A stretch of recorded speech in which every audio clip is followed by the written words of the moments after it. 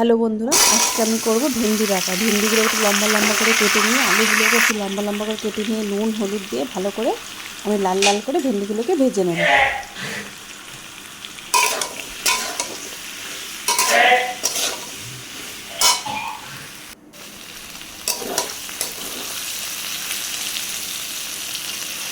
ভেন্ডিগুলো লাল লাল করে ভাজা হয়ে গেলে এর মধ্যে আমি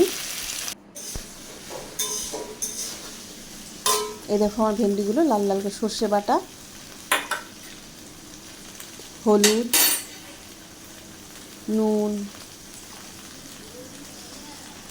একটু কাঁচা লঙ্কা বাটা,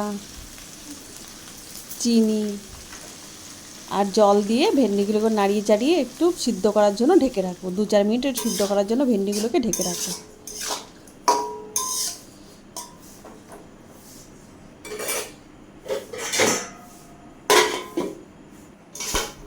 এই যে ভেন্ডি আলু আমার সিদ্ধ হয়ে গেছে, এবার মাখা মাখা করে এবার আমি নামিয়ে নেব।